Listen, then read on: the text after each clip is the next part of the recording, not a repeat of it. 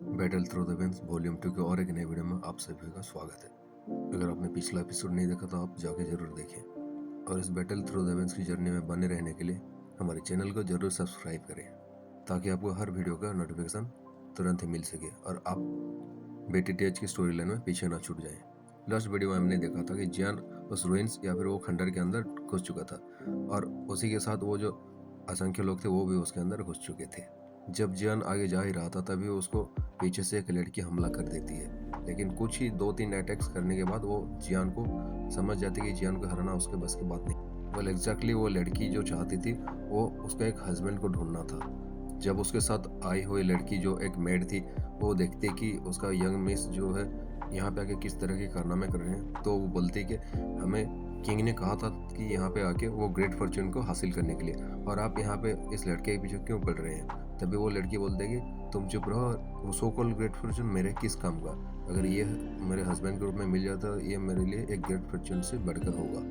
और वही कहने के बाद वो बोलता है कि चलो हम इसको फॉलो करते हैं। हमारा एपिसोड का स्टार्टिंग यहीं से होता है। वो लड़की जो रहती थी वो फाइट के बाद जियान के साथ हाथ मिलाते हैं, उसके बाद जियान जो रहता है उसको अवॉइड करके आगे चला जाता है। तभी ये लड़की उसके मेड के साथ उसको फॉलो करने लगी थी। जब जियान और यूरो दोनों उस माउंटेन रेंज के बहुत ही डीप रीजन में चले जाते हैं, उनको वहाँ पे एक लेक दिखाई देता है और उस लेक के बीचों बीच एक छोटा सा आइलैंड रहता है। उस आइलैंड को जब ध्यान से देखते हैं तो हमें दिखाई देता है वहाँ पे जो सुंदर सुंदर पेड़ पौधे लगे रहते हैं और वहाँ से बहुत ही ज़्यादा सुगंधित खुशबू चारों तरफ बिखरी हुई थी। अभी यूरो और जियान की दोनों के माइंड में एक बात क्लिक करती है कि ये जगह है कौन सा। तब वो दोनों चारों तरफ नोटिस करते हैं जो लोग यहाँ पे बहुत भीड़ जमा के आ रहे थे अभी वो धीरे धीरे बहुत ही ज़्यादा कम हो गए हैं। जैसे जैसे माउंटेन रेंज के डीप रीजन में ये दोनों आते जा रहे थे तभी उन लोगों की संख्या भी बहुत ही ज़्यादा कम हो गई थी। और ये इसलिए हुआ था क्योंकि डीप रीजन में जब ये लोग आगे बढ़ते जा रहे थे यहाँ का जो कोहरा रहता है वो बहुत ही ज़्यादा पॉइजनस होते जा रहा था और धीरे धीरे इतना ज़्यादा पॉइजनस होते जा रहा था कि नॉर्मल लोगों को यहाँ पे आना बहुत ही ज़्यादा मुश्किल हो गया था। तभी जियान भी ये नोटिस करके थोड़ा सा केयरफुल हो जाता है और यूरो के एक पिल दे देता है ताकि उसको कोई नुकसान न पहुंचे, और जियान अपना सोल पावर को चारों तरफ फैला देता है। और जियान को कुछ खास फर्क नहीं पड़ने वाला इस पॉइजनस फॉग की वजह से क्योंकि उसको उसको प्रोटेक्ट करी थी जियोली, जिसके पास ये होता है हेवनली फ्लेम्स। जियान अपने सोल पावर को उस लेक के चारों तरफ जाके इंस्पेक्शन करने लगता है, मतलब वहाँ पे खोजबीन करने लगता है कि क्या है यहाँ पे। तभी वो नोटिस करता है कि ऐसी खास जगह पे जहाँ पे कुछ खास चीज़ें रखी हुई होंगी वहाँ पे तो कोई बंदा जरूर प्रोटेक्ट कर रहा होगा, और वहाँ पे देखने से ऐसा नहीं लग रहा था। वो लेक बहुत ही ज़्यादा शांत दिखाई दे रहा था। जियान थोड़ा शॉक हो जाता है, वो सोचता है कि मुझे क्यों वो जो वेस्ट या फिर कोई बंदा जो इसका प्रोटेक्टर है वो मुझे क्यों नहीं दिखाई दे रहा। तभी वो कुछ सोचने के बाद यूरो को कुछ इंस्ट्रक्शन दे देता है। वो बोलता है कि तुम यहाँ पे रुके रहो, मैं जब तुम्हें सिग्नल दूंगा तब तुम मेरे पीछे चले आना। और ये कहने के बाद वो लेक की तरफ धीरे धीरे आगे बढ़ चलता है। जब जियान लेक के पास पहुंच जाता है उसके बाद वो सीधा लेक के अंदर छलांग लगा देता है और वो केयरफुली उस लेक को पार करने लगता है। उस बीच में जो आइलैंड रहता है उसी वो आगे बढ़ने लगता है। जब वो लेक के अंदर जा ही रहा होता है उसको जियोली वाकई प्रोटेक्ट कर रही थी, लेकिन उस लेक के अंदर से डार्क पर्पल कलर का लिक्विड का टुकड़ा जियान के शरीर में आके टकरा रही होती है। वैसे ये बहुत ज़्यादा छोटी होती है, इसको खाली आंख में नहीं देखा जा सकता, लेकिन जियोली उसको जब भी कोई जियान से आके टकराता था वो लिक्विड का टुकड़ा वो उसको आइस में कन्वर्ट कर देती थी, जिसकी वजह से वो नीचे गिर जाता था, पूरी तरह से लेक के नीचे समा जाता था। ये लेक का पानी बहुत ही ज़्यादा कोल्ड और पॉइजनस रहता है, लेकिन जियान का जो मिल्की वाइट कलर का फ्लेम रहता है उसकी वजह से इसकी चारों तरफ का जो पानी रहता है वो बॉयल हो रहा था। जैसे जैसे वो आगे बढ़ रहा था वो पर्पल कलर का जो पॉइजनस लिक्विड रहता है वो और भी ज़्यादा उसका संख्या बढ़ जाती है। उसको आशा नहीं था कि इतना ज़्यादा जो खतरनाक चीज़ है इस लेक के अंदर हो सकती है। बाहर से देखने तो ये लेक बहुत ही ज़्यादा सुंदर और बहुत पीसफुल दिखाई दे रहा है, लेकिन अंदर से ये बहुत ही ज़्यादा वेनमस है। लेकिन इसकी वजह से जियान का बहुत ज़्यादा सोल पावर एग्जॉस्ट हो रहा था। भले ही जियोली उसको प्रोटेक्ट कर रही हो, लेकिन उसका जो जियोली के साथ कॉन्टैक्ट रहता है वो सोल पावर की मदद से उसके कॉन्टैक्ट रहता है। और इसके पीछे जब सिचुएशन सब ठीक दिखाई दे रहा था जियान यूरो को भी अपने साथ ले आया था और वो राइट टाइम में ये लेक को पार करके उसकी बीच में जो आइलैंड रहता है उसके पास पहुंच गए थे। जब ये दोनों आके आइलैंड में लैंड कर गए थे तब जियान देखता है कि यूरो का जो कपड़े हैं पूरी तरह से भीग चुके थे और उसका जो बॉडी पार्ट्स रहता है वो पूरी तरह से क्लियरली दिखाई दे रहा था। अभी यूरो का सुंदर शरीर को देख के जियान का जो कंसंट्रेशन है वो टूट चुका था। वो समझ नहीं रहा था कि उसके सामने इतना सुंदर नारी खड़ी है, वो करे क्या। लेकिन जैसे तैसे करके उसका भावनाओं को संभालता है, और हम भी अपना भावनाओं को संभालेंगे, क्योंकि यहाँ पे ऑथर ने बहुत ही ज़्यादा और भी रोमांटिक बातें की हैं। अगर आगे आपको बताऊंगा तो आप भी यहाँ पे अपना भावनाओं को संभाल नहीं पाएंगे। तो अभी जियान भी सोचता है कि चलो उसका परफेक्ट फिगर को अभी साइड में छोड़ो, और वो रिलीफ फील करते कि हम उस वेनमस लेग के अंदर से इधर आ गए और यहाँ पे अब कोई पॉइजनस ऑरा फील नहीं हो रहा है। लेकिन वो रिलीफ फील करता, उसके पीछे से जो लेग शांत पड़ा था कुछ देर पहले, वो अचानक से हलचल होने लगता और उस झील की पानी ऊपर उठने लगी थी आसमान के ऊपर। जब वो वहाँ पे ध्यान से देखता है तो उसका आंखें थोड़ा सा श्रिंक हो जाती है। जब वो पानी फिर से नीचे गिरता है लेक के अंदर, वो जियान नोटिस करता है कि वहाँ पे बहुत ही बड़ा 3 सिर वाला सांप जियान की तरफ देख के मुंह फाड़ के रोर कर रहा था। जैसे ही स्नेक बोल रहा कि बच्चे तो फंस गया, ये कहने के बाद वो जो स्नेक रहता है वो जियान की तरफ अटैक करने लगता है अपने मुंह से। लेकिन जब उसका अटैक आता है जियान की तरफ, वो कुछ हैंडसिल्स को चेंज करता है, उसके सामने ब्लॉक करने, उसके अटैक को डॉच करने लगता है। तभी रिंग में से गोल्डन ड्रैगन किंग की आवाज आती है कि ये तो इल्यूजरी डेमन मॉन्स्टर पाइथन है। तभी वो बताते हैं जियान को कि ये जो बीस्ट है बहुत ही ज़्यादा एंशिएंट टाइम से एग्जिस्ट करता है, और इसका जो खास बात है, इसके अंदर उसका बॉडी भले ही इतना ज़्यादा स्ट्रांग है, लेकिन वो फाइटिंग में उसका बॉडी का ज़्यादा यूज़ नहीं करता, वो अपना सोल पावर का यूज करता है। और इसका खास चीज़ यही है कि ये किसी को भी सोल अटैक करके उसको हरा सकता है, अगर उसका सोल पावर इससे कम हो तो। बट फॉर्चुनेटली तुम्हारा जो सोल पावर है बहुत ही ज़्यादा स्ट्रांग है, और तुम्हारा सोल पावर को और तुम्हारा बॉडी को जो है जियोली और हेवनली फ्लेम्स प्रोटेक्ट कर रही है। और ये जो हेवनली फ्लेम्स वगैरह रहते हैं, ऐसे डार्क एट्रीब्यूट वाले बीस्ट लोगों के लिए बहुत ही ज़्यादा खतरनाक होता है। इसकी वजह से ये तुम्हारे आगे थोड़ा सा कमज़ोर पड़ जाएगा। अभी इस लेक के आसपास में कुछ लोग यहाँ पे इकट्ठा हुए थे शायद, वो गोल्डन ड्रैगन किंग बोलते हैं कि देखो इसके आसपास जो लोग कुछ लोग रहते हैं, इसका सोल पावर की मदद से वो लोग एक इल्यूजन की दुनिया में फंस चुके हैं। तभी जियान यूरो को इंस्ट्रक्ट करते हुए बोलता है कि मैं इसको कुछ देर के लिए संभालता हूँ, तुम जाके तुम्हारा जो क्रेसेंट मून ग्रीन फ्रूट जो तुम्हें यहाँ से ऑब्टेन करना था उसको जाके ले लो। भले ही ये स्नेक का पावर अभी एक 4 स्टार डूडी में पहुंच चुकी हो, लेकिन एक हेवनली फ्लेम्स के साथ जियान का पावर इसके साथ कंपेरेबल है, और ये उसको रोक पाएगा आराम से। जियान अभी जहाँ पे खड़ा था उसके पीछे एक स्ट्रांग ऑरा था, उसको वो महसूस नहीं कर पाता है, लेकिन इसके वजह से वो जो स्नेक का कुछ अटैक्स रहता है वो उसको नहीं लगता है। फाइनली जब जियान 10 मीटर से बाहर आ जाता है उस लेक के अंदर से, जो आइलैंड में रहता है ना, उस 10 मीटर से थोड़ा सा दूर रह जाता है, तो वो जो स्नेक रहता है वो जियान को कुछ नहीं करता। जियान समझ जाता है कि इस आइलैंड के 10 मीटर के दायरे पे जो कोई भी आएगा ये स्नेक उसको मार देगा। तभी जियान उसके रिंग में से एक वुडन बॉक्स की तरह कुछ निकालता है और उस स्नेक का ध्यान को भटकाने के लिए उस पानी की तरफ उसको फेंक देता है। जब उसका ध्यान थोड़ा सा भटक जाता है तो जियान उस आइलैंड के बीच के हिस्सों की तरफ चला जाता है, ताकि स्नेक को अभी पता ना चले कि यहाँ पे कोई बंदा यहाँ से चला गया।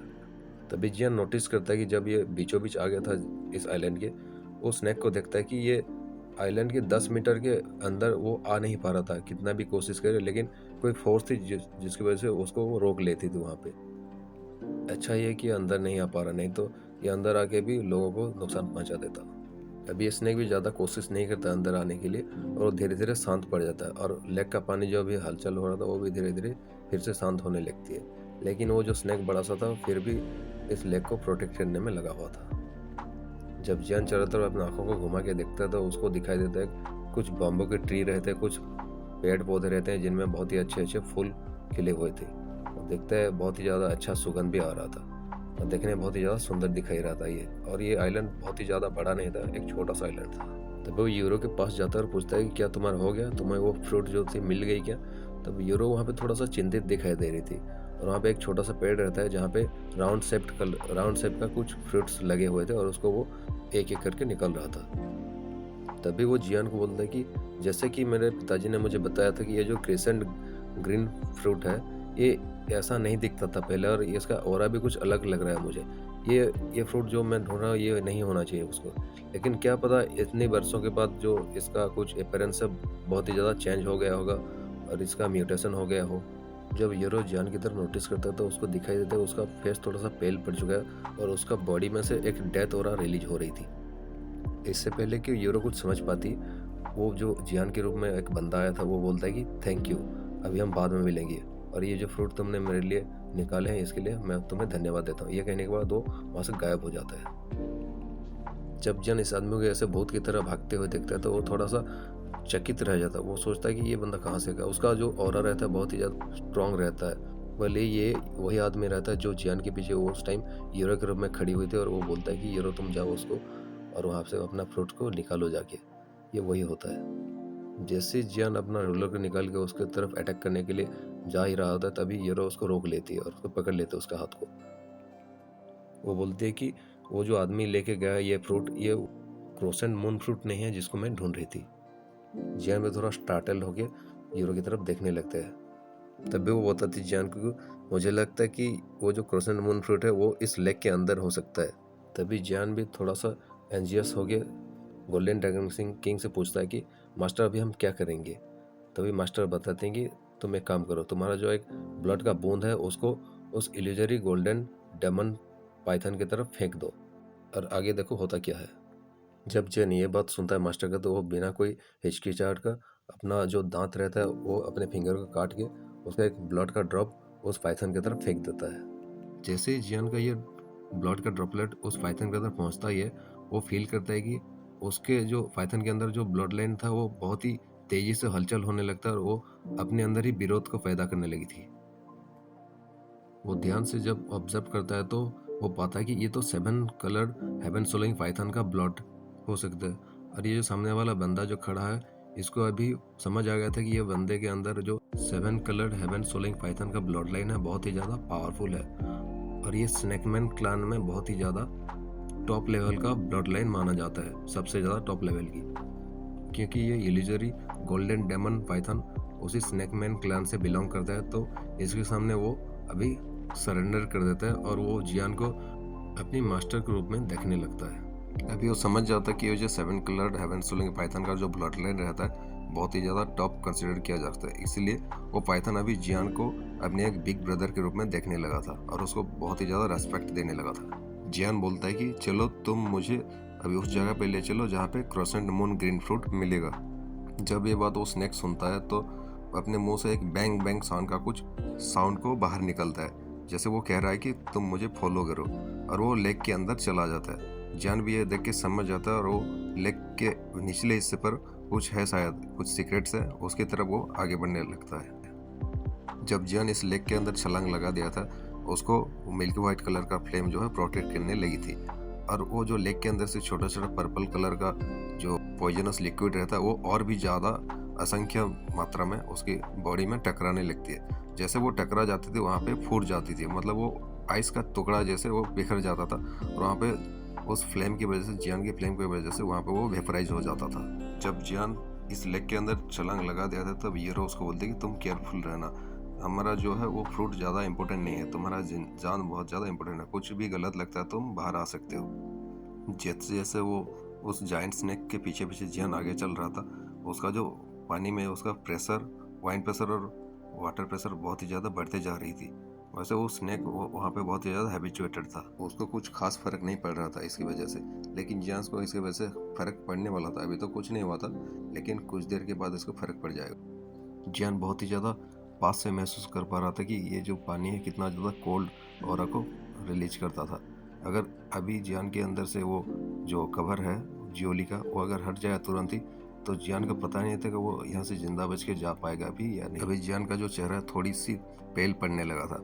वो उस बड़ा सा सांप को आगे देख के बोलता है कि बिग ब्रदर, बिग स्नैक, तुम जल्दी से आगे मुझे लेके चलो, मैं यहाँ पे ज़्यादा टाइम तक एंड्योर नहीं कर पाऊंगा। अभी वो बहुत ज़्यादा नीचे आ चुके थे, लेकिन जितना ज़्यादा वो नीचे आ रहे थे वहाँ का जो वाटर प्रेशर रहता है वो बहुत ही ज़्यादा बढ़ गया था, और वहाँ का जो विंड रहता है, वहाँ का एयर रहता है, बहुत ही ज़्यादा पतला हो गया था।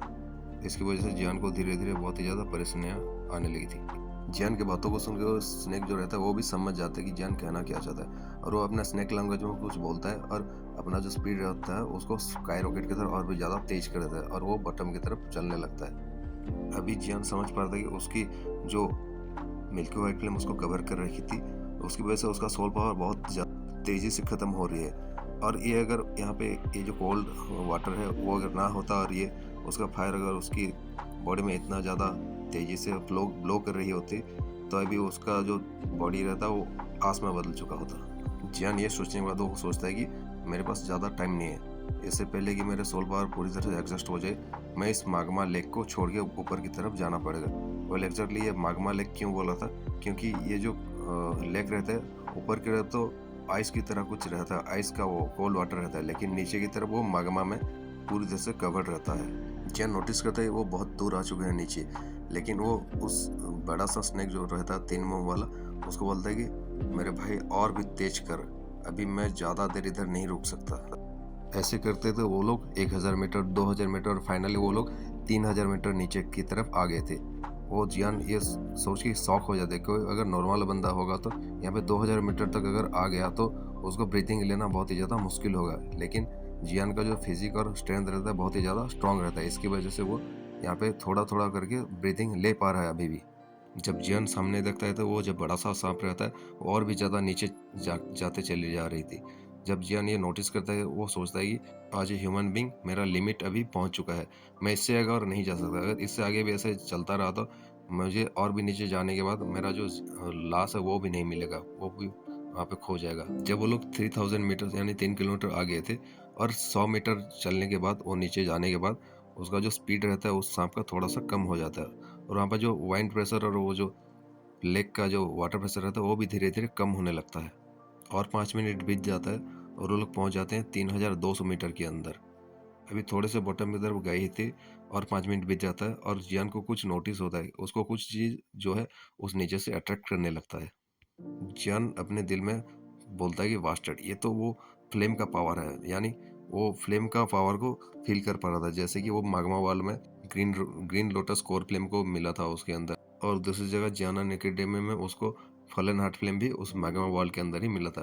वैसा ही फीलिंग उसको अभी आ रहा था। अभी थोड़ा सा पेशेंस के साथ और थोड़ा सा नीचे लग जाने लगता है, और अभी 3 मिनट बीत गया था और वो जो स्नेक था वो वहाँ पे रुक गया और जियान की तरफ देखने लगा था।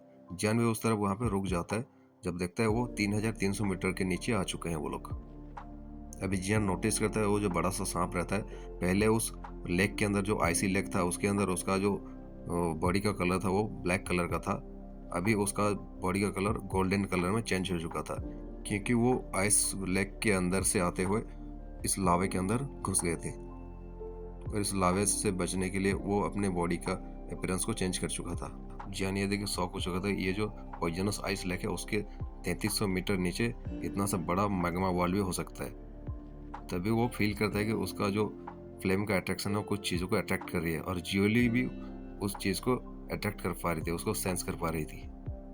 अभी मास्टर बोलते हैं one ice one fire two heavens, ये बहुत ही ज़्यादा रेयर है, इसके नीचे बहुत ही ज़्यादा रेयर टाइप का ट्रेजर्स तुम्हें मिल सकते हैं, क्योंकि यहाँ पे तुम्हें 2 एलिमेंट के नीचे एक ऐसा खास जगह है जिसको तुम्हें ये अट्रैक्शन फील हो रहा है। ओरिजिनल गोल्डन ड्रैगन किंग ये सोच रहे थे कि ये आइस लेक के अंदर अगर कुछ भी हादसा होता है तो जियान को वो बचाने के लिए उसका बॉडी को पोजेस करके वो ऊपर की तरफ चले जाएंगे, लेकिन जैसे ही नीचे ये मैग्मा वॉल आ जाता है वो ये फील करके रिलीफ फील करते हैं, क्योंकि जियान का जो एट्रीब्यूट रहता है वो फायर एट्रीब्यूट रहता है, इसलिए उसको ज़्यादा चिंता नहीं थी। जियान भी समझ जाता है कि गोल्डन ड्रैगन किंग क्यों उसका बहुत ही ज़्यादा केयर करते हैं। वो ये समझता है कि इस दुनिया में ज़िंदा रहने के लिए अपना जो पावर है उसके ऊपर रिलाई करना पड़ेगा, ऐसे ही दूसरे के पावर के ऊपर रिलाई करके वो स्ट्रॉन्ग मैन तो बन जाएगा, लेकिन अगर कोई बैड सिचुएशन आता है तो वहाँ पे वो बहुत ही ज़्यादा ख़राब स्थिति में आ जाएगा। और एक स्ट्रॉन्ग मैन बनने के लिए कोई भी शॉर्टकट नहीं होता, वो खुद ही पे रिलाई कर सकता है। तभी गोल्डन ड्रैगन किंग बोल देंगे अच्छा अच्छा बहुत ज़्यादा बकवास मत करो, अभी ये जो स्नेक है उसको फॉलो करो, ये बहुत समय से यहाँ पे रह रही है तो इसका जो एक्सपीरियंस है बहुत ही ज़्यादा अच्छा रहेगा यहाँ का चीज़ों के बारे में।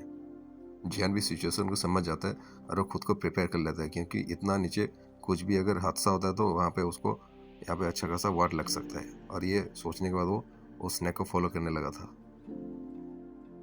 जैसे हम सभी ने एक्सपेक्ट किया था, वो जो स्नेक रहता है उसको बहुत ही ज़्यादा एक्सपीरियंस रहता है इस मैग्मा वॉल के बारे में। वो एक दूसरी तरफ एक छोटा सा रास्ता रहता है, उस रास्ते से जियान को पीछे पीछे लेके चलती है। जब हम ध्यान से नोटिस करेंगे इस फायरी रेड वर्ल्ड में, जो मैग्मा वर्ल्ड में कोई भी लाइफ का ट्रेसेस दिखाई नहीं दे रहा था, सिर्फ यहाँ पे जो दिखाई दे रहा था वो ये बड़ा सा स्नेक दिखाई दे रहा था, और ये सही भी है। इतने नीचे इस मैग्मा वर्ल्ड में कोई भी सरवाइव करना बिल्कुल नामुमकिन की तरह है। अगर कोई भी एम्परर लेवल का कोई बीस्ट भी रहेगा तो भी इतना नीचे वो यहाँ से लौट के जाना उसके लिए बहुत ही ज़्यादा मुश्किल होगा काम हो सकता है। जियान वैसे तो फायर एट्रीब्यूट के देखिए प्रैक्टिशनर है, लेकिन वहाँ ऐसे मैग्मा वर्ल्ड में उसको भी ज़्यादा देर रहने से उसका देखिए धीरे धीरे ख़त्म होती है और उसका ऐसी जगह पे ज़्यादा देर रहना भी संभव नहीं है। अगर कोई ट्रेनिंग मेथड उसको यूज करना होगा तो ऐसी जगह पे वो आना प्रेफर करता है। लेकिन अभी बात हो रही है उस ट्रेजर के बारे में जहाँ पे उसको अभी जियान को इधर मिलने वाला है। और जियान ऐसा बंदा नहीं है कि इतने नीचे आके वो अपना जो ट्रेजर या फिर कोई चांसेस को हाथ से जाने दे सकता है। बाय द वे अभी हम अपना एपिसोड को यहीं पे ख़त्म करते हैं क्योंकि अभी और एक चैप्टर शुरू हो चुका है और ये बीच में इसमें छोड़ रहा हूँ। और इससे आगे भी हम जाएंगे तो जब ये चैप्टर ख़त्म होगा तो हमें स्टोरी को बीच में से छोड़ना पड़ेगा। इसलिए मिलते हैं और एक एपिसोड में और देखते हैं कि जियान को इधर से क्या क्या चीज़ें मिलने वाली हैं। वैसे ये इंटरेस्टिंग बात है कि यहाँ पे जियान को जो चीज़ें मिलने वाली हैं वो आगे चल के उसका बहुत ज़्यादा काम आएगा। सो मिलते हैं और एक नए एपिसोड के साथ। तब तक स्टे ट्यून्ड, चैनल को सब्सक्राइब कीजिए। तब तक के लिए नमस्ते।